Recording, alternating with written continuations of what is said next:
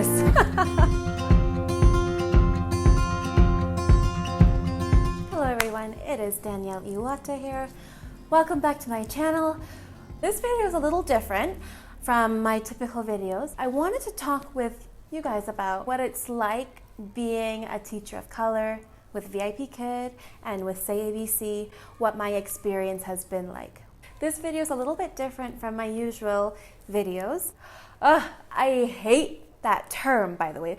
But for the purposes of this video, I wanted to talk about my experience as a person of color and what it's like. I hesitated to make this video, but when I looked actually out there isn't much content on this topic, so I wanted to start the conversation. I wanted to let's talk about it.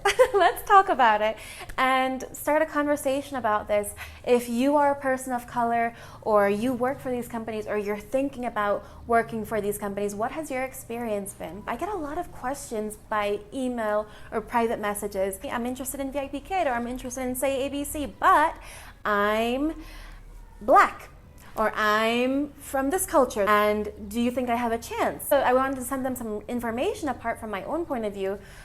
There wasn't much out there, so I decided, let's talk, guys. I don't know why, it makes me a little uncomfortable talking about color because I guess of my personal experience. My dad's from the Caribbean, and in the Caribbean, there's many beautiful shades of brown, right? There's my color, there's lighter, there's darker. So I used to live in the Caribbean for a couple of years growing up. And I remember they would call me red-skin gal or brown-skin gal, or a brown-skin girl or red-skin girl. Basically, I think my tone was a little bit lighter than the typical color in Barbados. So I wouldn't even call it discriminated. I just realized, oh, okay, they're calling me this. All right, fast forward years later, we moved to Connecticut, beautiful town in Connecticut. However, it was very, very Caucasian, and I went to a Caucasian elementary, middle, and high school. I can't say there was any discrimination or racism or anything of that sort, thankfully. However, in a sense, I did feel like, oh, okay, there's no one that looks like me. Thankfully, my parents didn't raise me. I don't really see color, but growing up, I realized it's a thing, you know? And so I know there's a lot of chatter with working for a Chinese company. What would it be like for a person of color? Let's get into it. If you're not sure what is VipKID or what is SayABC, these are online teaching platforms based in Beijing, China. They contract teachers, Western teachers, native English-speaking teachers, to teach children in China, mainland China, and Hong Kong. So with VipKID, you have a profile, and with your profile, you have an intro video, you have pictures, and so when parents book, they book with you. They look and they see who they want to book with. So they see you. And with SayABC, the company books you, but the interview process, all of that is done via video chat. So of course, the company, they see you, your hair, your race, your sex. So let's talk about bookings. I personally don't have trouble getting booked with VipKID. Now, take this with a grain of salt. I have been with a company for now over 3 years. I have been with them when they were fairly new and there were less teachers. And as I go teaching, my goal is students that I have a good rapport with, I try to retain them. So I have a lot of repeat clientele with VipKID. My point is that I have never experienced a lack of bookings due to what I feel is discrimination. I don't feel that way. Now with SayABC, the company books you, and also as part of that, I don't feel discrimination with bookings based on my race. There are fluctuations with both of these companies. There are low seasons and high seasons. There are fluctuations, but I don't feel, as far as bookings are concerned, that I've ever been marginalized or discriminated because of my race. Of course, guys, I am speaking just for me. I have never really opened this topic of conversation. I don't have many opinions from the community of other teachers of color, so please take this with a grain of salt. This has been my experience as far as bookings are concerned. Let's talk about in the classroom with the student. Has anything racist in the classroom happened? Honestly, no. And I don't know if it's a factor of that the children I teach are between 5 and 12 years old. So maybe discrimination or racism isn't in their heart yet. Beautiful thing. Or maybe they don't have the vocabulary or the words to ask teacher about her skin color or those kind of things. The most I can comment, and it's not even, I don't think it's racist, they're with VipKID, they have lessons on India. And there's an India, I think a pre-VipKID character, Leela, I forgot her name, but she's very Indian looking and she's in a sari.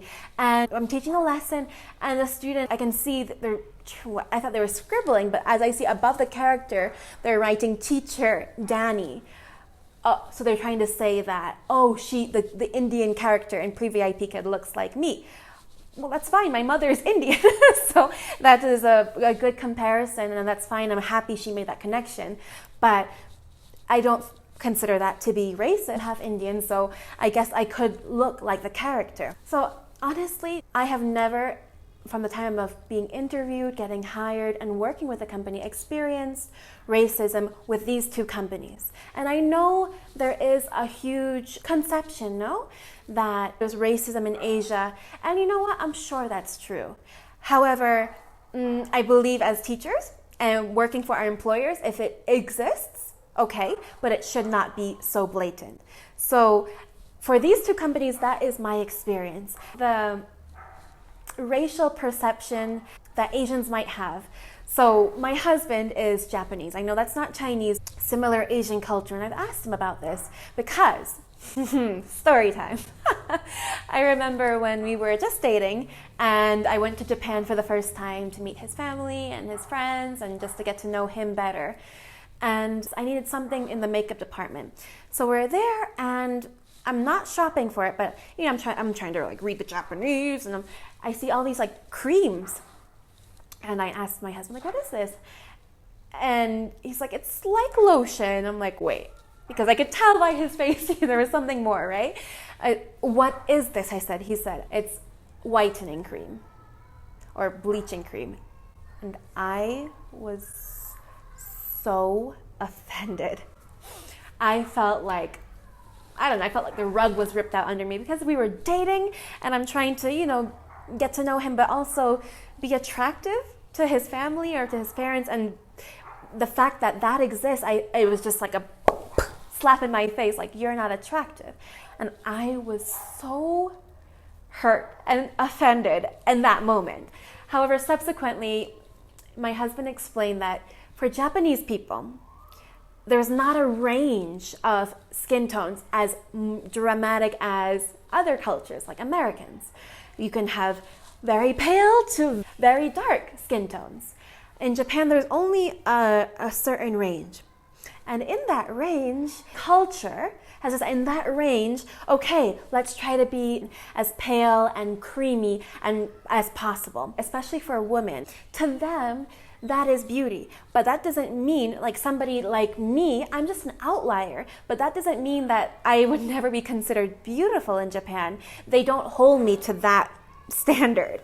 So it was a little hard for me to wrap my head around, but that's the culture. But it's not to say that all Asians think that brown or darker skin is ugly. Within that range of skin tones, they've decided that they want to go for as pale as possible. And another random that they've decided is beauty in Japan is to have the size of your face. When I was in Japan, I wouldn't understand, but whenever Yoshi introduces me to his friends who are girls, they would be like, kawaii! And I'm like, what did they say? And Yoshi's like, they're saying your face is so small. Another standard is that Japanese consider to have the smaller face is beauty. As far as racism, I also asked, do Asians only prefer the Barbie looking American, blonde hair, blue eyes? And he said that many people in Asian culture, they don't realize that America is really a melting pot, no? And so there's a bunch of different cultures, different skin tones. However, for a typical person, an American is well, he said first huge, like really tall and big, and blonde-haired and blue-eyed. That's just like the typical stereotype, you know, growing up watching cartoons, anime, that's what Americans are. But not that, oh, there's a propensity to dislike or disgust darker skin tones. But that's just when you think of an American, for my husband and his culture, he said, you think of that stereotype, which isn't necessarily true. But that's just a stereotype. I'm a little nervous making this video and putting it out there. It's different from my usual content and it's a little personal, but I wanted to start the conversation, talk about this, and see what you guys think. If you are a teacher of color with VipKID, with SayABC, or any online company, I'd love to hear your experience. Comment below. Let me know what you think, how it's been for you. I really would love to hear. This is the point of this video, to get the conversation started. I know there's a lot of words on the internet. I wanted to just share my honest perspective of being a SayABC teacher for 2 years and with VipKID for 3 years. So I hope this has been helpful for you. If you are interested in teaching online with VipKID or SayABC, you can use my link below. And once you do, just shoot me an email. I won't have access to your email, so shoot me an email so we can be in touch, and I will help you through the hiring process and getting hired. I also have an Instagram to connect with my teacher community. I'll link that below. I'd love for you to join me there and connect with you there. Thank you guys so much for watching, and I hope this has been helpful to you, and I'll see you soon. Bye.